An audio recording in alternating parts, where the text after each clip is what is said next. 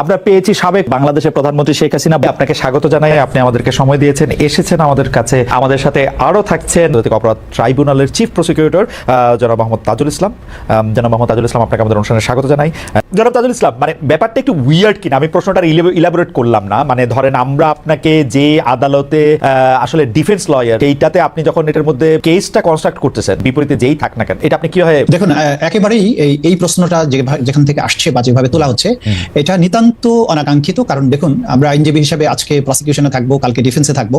আমরা প্রতিনিয়ত অনেক মামলা করি, কোনোটাতে হয়তো ডিফেন্ডেন্ট সাইডে, কোনোটা রেসপন্ডেন্ট সাইডে, কোনোটা পিটিশনার সাইডে। আইনজীবীর কাজই তাই, আমরা আমাদের ক্লায়েন্টের ইন্টারেস্টকে সার্ভ করব একটা জুডিশিয়াল প্রসেসের মধ্য দিয়ে, এবং সেক্ষেত্রে আমার ক্লায়েন্ট কোর্টে যাতে ন্যায় বিচার পান, সেই যুক্তিগুলো কোর্টের কাছে তুলে ধরে কোর্টকে একটা সঠিক সিদ্ধান্তে পৌঁছার ব্যাপারে সাহায্য করাই হচ্ছে আইনজীবীর কাজ। একসময় আমি ডিফেন্সের পক্ষে কাজ করেছি, তাদের ইন্টারেস্ট আমি সার্ভ করার জন্য চেষ্টা করেছি, তারা যাতে সর্বোচ্চ ন্যায় বিচারটা পান সেই ব্যাপারে আমার সমস্ত মেধা আমি ব্যয় করেছি। এখন আমি প্রসিকিউশনের পক্ষে কাজ করছি। দেখেন, যারা কনফ্লিক্ট অফ ইন্টারেস্টের কথা বলে, সেই সময় আমি যাদের পক্ষে মামলা লড়েছি, তারা কি এই মামলার বাদী অথবা তারা কি এই মামলার আসামি? তারা যদি এই মামলার আসামি হতেন, তাহলে কনফ্লিক্ট অফ ইন্টারেস্ট হতো যে এক সময় তুমি তাদের পক্ষে মামলা করেছো, এখন তাদের এগেইনস্টে করছো, সুতরাং এটা কনফ্লিক্ট অফ ইন্টারেস্ট। এখানে আইনজীবীকে কখনো নিরপেক্ষ হওয়ার কোনো ব্যাপার নেই। নিরপেক্ষ ইন দ্য সেন্স যে আপনি একদিন আপনি ডিফেন্সে কাজ করেছেন বলে আরেকদিন প্রসিকিউশনে যেতে পারবেন না, এই ধরনের নিরপেক্ষতার প্রয়োজন তো এখানে নাই। কিন্তু এখানে যেটা দরকার, যেটা রাসনা ইমাম খুব ক্লিয়ারলি বলেছেন, একটা হচ্ছে যে অভিজ্ঞতা এবং কম্পিটেন্স, যে এই মামলা পরিচালনার ব্যাপারে যে ধরনের অভিজ্ঞতা দরকার, যে ডিটারমিনেশন দরকার।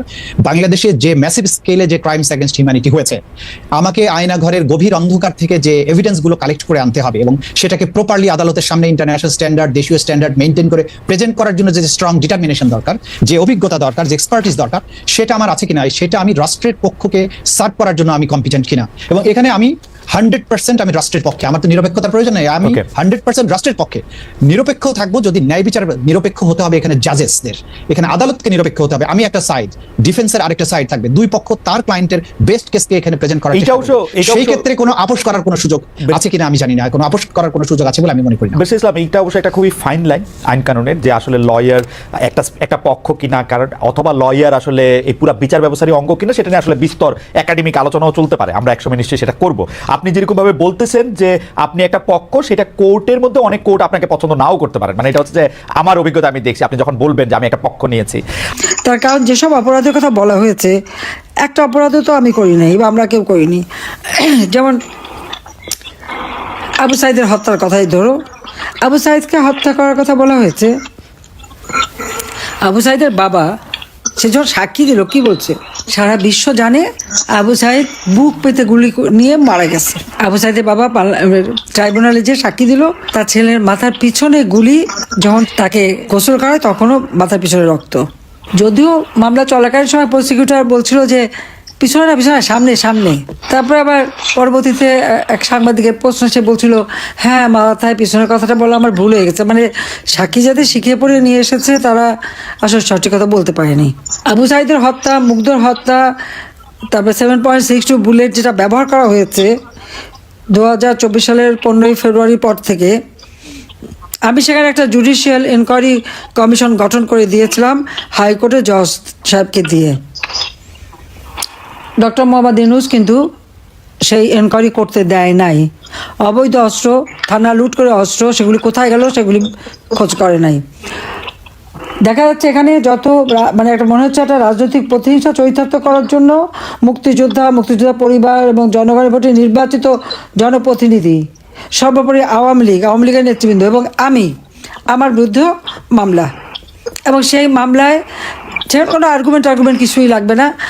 তারা নিজেই একজন আইনজীবী ঠিক করে দিয়েছে। সেই আইনজীবী আবার যখন জজ সাহেবের সাথে কথা বলে, সেটাও আবার প্রচার হয়ে গেছে যে সে আইনজীবী খুব ভালো ভালো কথা বলছিল যে আমাকে মুক্তি দিতে হবে, আমার কোনো অপরাধ নেই ইত্যাদি ইত্যাদি। আবার জজ সাহেবকে বলছে আমার তো এই কথাগুলি বলতেই হয়, আমি তো বাইরে অন্য কথা বলতে পারি না, কাজে আমাকে তো বলতেই হবে, হ্যাঁ, যে না ফাঁসি দেওয়া যাবে না। আমি কি বলতে পারি যে ফাঁসি হোক? একবার আপনারা চিন্তা করে দেখেন তো কি বিচারটা হচ্ছে বাংলাদেশে, কোন বিচারটা হচ্ছে?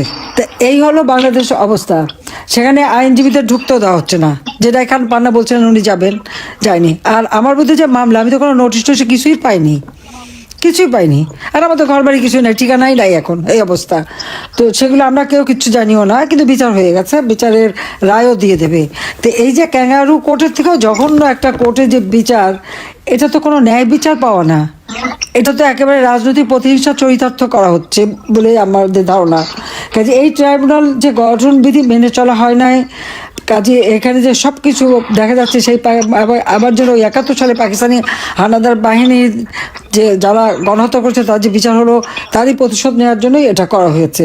কাজে আজকে আমরা দীর্ঘদিন আমাদের হাজার হাজার লক্ষ লক্ষ নেতাকর্মী ঘর বাড়ি হারা, তাদের উপরে নির্যাতনের চরমভাবে শিকার।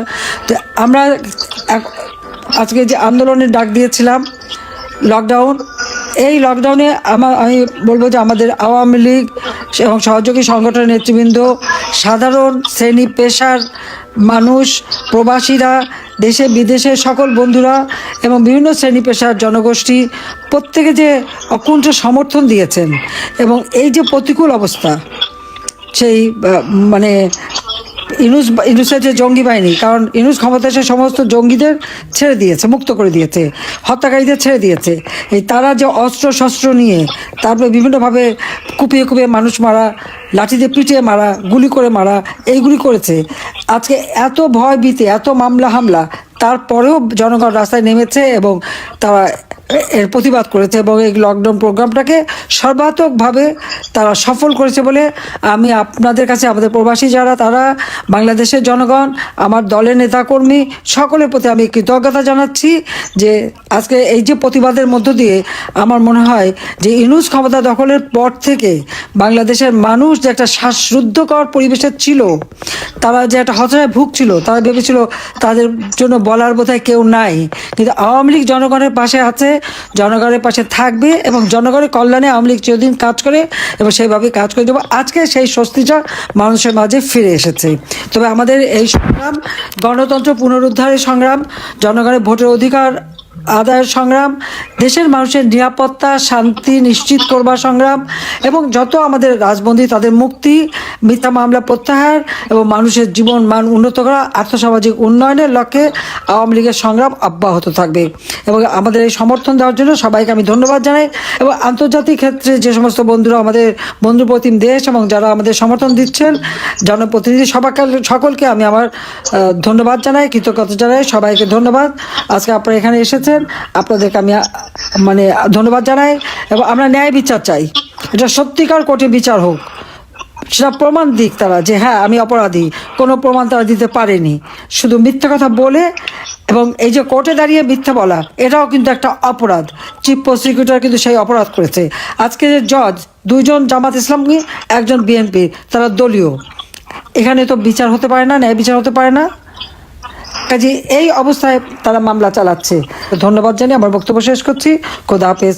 জয় বাংলা, জয় বঙ্গবন্ধু, বাংলাদেশ চিরজীবী হোক। ধন্যবাদ।